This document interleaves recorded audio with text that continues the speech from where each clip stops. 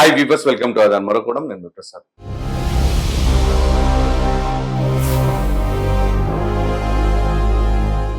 ఆడుదాం ఆంధ్ర కాదు, ఆడుకుందాం ఆంధ్రాతో అన్నట్లుగా ఉంది ఏదైతే జగన్మోహన్ రెడ్డి గారి పరిపాలన.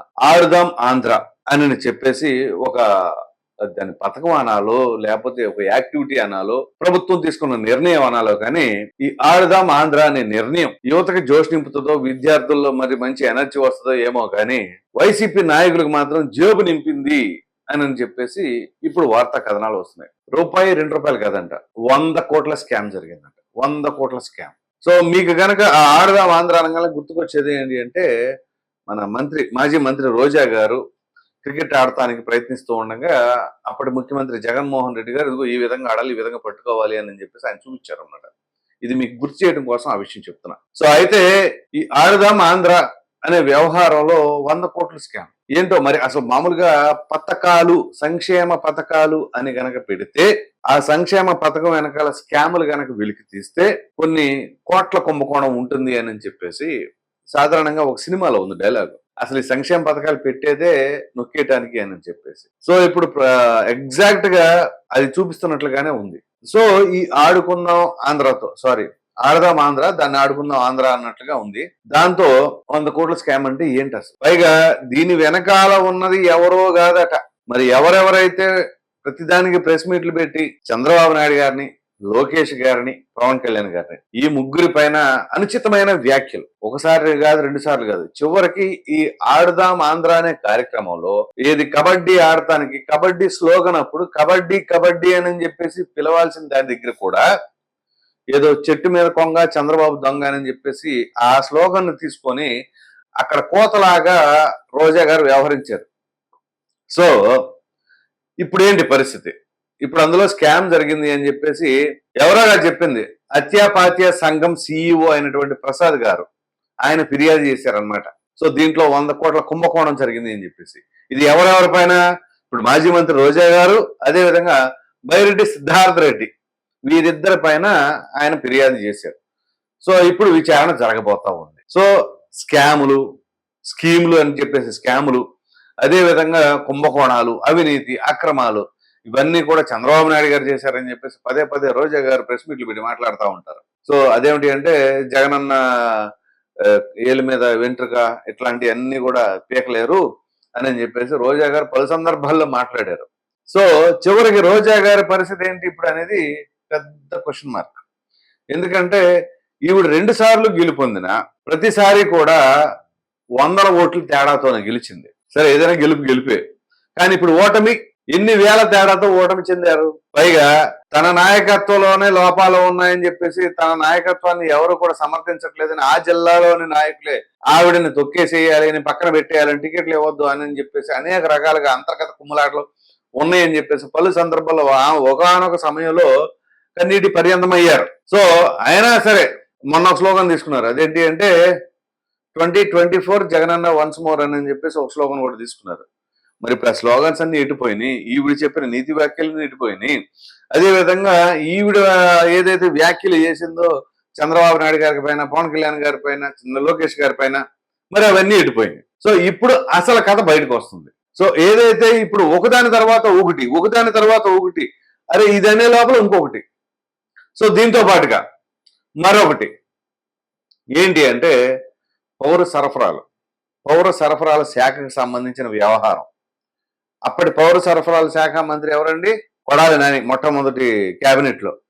సో ఆయన సన్నబియ్యం ఎత్తానని చెప్పేసి అంది. మళ్ళీ తర్వాత సన్నబియ్యం ఎవడెత్తానన్నాడు, నీ అమ్మ డాష్ ఎత్తానన్నాడు, అది ఇది అని చెప్పేసి ఆయనే అన్నాడు.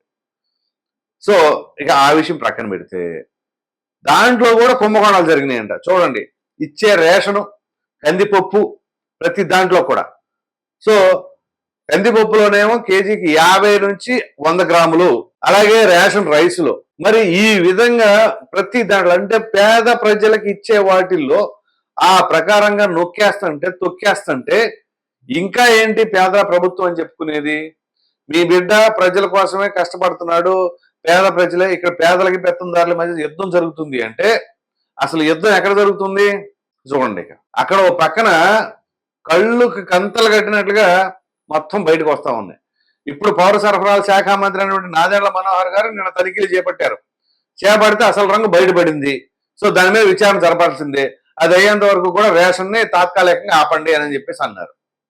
సో ఎక్కడెక్కడ ఎంత స్కాములు ఇవాళ ఇందులో లేదు అందులో లేదు, ప్రజలు నోరేళ్ల పెడుతున్నారు. సో ప్రతి దాంట్లోనూ ఇదా, ఇంత స్కామా ఏంటి, ఇంత ఖర్చా. ఒక పక్కన రాష్ట్రం ఏమో పేద రాష్ట్రం, ఆర్థికంగా నష్టాలు ఉన్నాయి, అప్పులు పాలైపోయి ఉన్నాము అని చెప్పేసి అనుకుంటా ఉంటే ఇందులో కూడా స్కాములు జరుగుతున్నాయంటే దీన్ని బట్టి ఏమనుకోవాలి, మన రాష్ట్రంలో ఉన్న నాయకులు రాష్ట్రం అడుక్కు తిన్నా పర్లేదు, అప్పులు పాలైపోయినా పర్వాలేదు, నా నొప్పుడు నా తొప్పుడు నా కమిషన్లో నాకు రావాలి, నాకు కావాలి.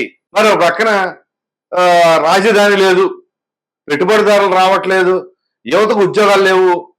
ఆ యువతకు ఉద్యోగాలు లేవు, పైగా ఆడుదాం ఆంధ్ర అంటే యువత అంతా ఆటలు ఆడాలంట. మరి ఇప్పుడు వాడి జీవితం ఏంటి, వాడి ఉపాధి ఏంటి, వాడి సంపాదన ఎలా సంపాదించుకోవాలి?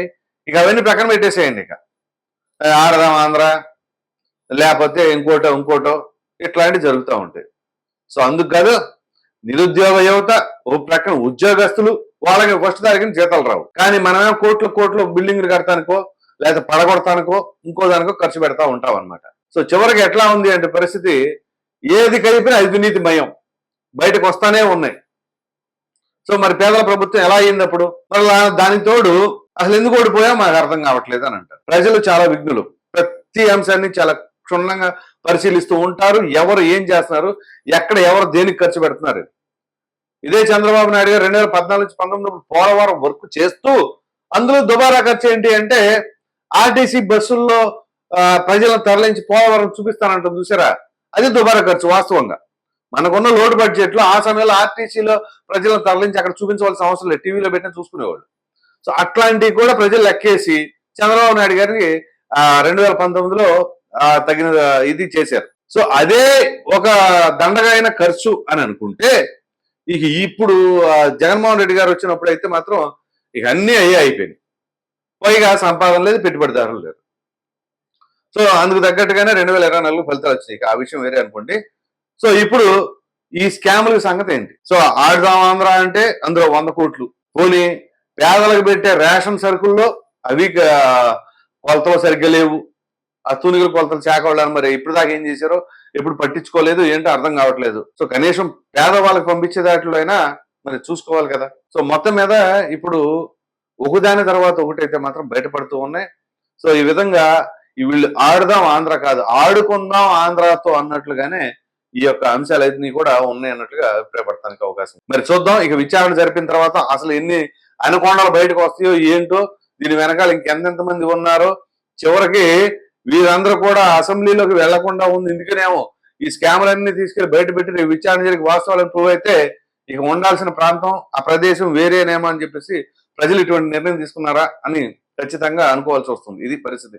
ఈ వీడియో కనుక మీకు నచ్చినట్లయితే లైక్ చేయండి, షేర్ చేయండి. అదేవిధంగా ఆడుదాం ఆంధ్ర కాదు, ఆడుకుందాం ఆంధ్రతో అని చెప్పేసి ఏదైతే నాయకుల పైన ఇప్పుడు ఆరోపణలు వస్తున్నాయో, సుమారు 100 కోట్ల స్కామ్ ఆడుదాం ఆంధ్రలో, అలాగే రేషన్ సరుకుల్లో కూడా ఈ స్కామ్లు బయటపడటం పైన మరి విచారణ జరిగిన తర్వాత ఏం జరగబోతుంది అనేది మీ విలువైన అభిప్రాయాన్ని కామెంట్ రూపంలో ఖచ్చితంగా తెలియజేయండి. మరిన్ని వీడియోస్ కోసం మన ఆదాయం ఛానల్ సబ్స్క్రైబ్ చేయడం మాత్రం మర్చిపోకండి. Thank you.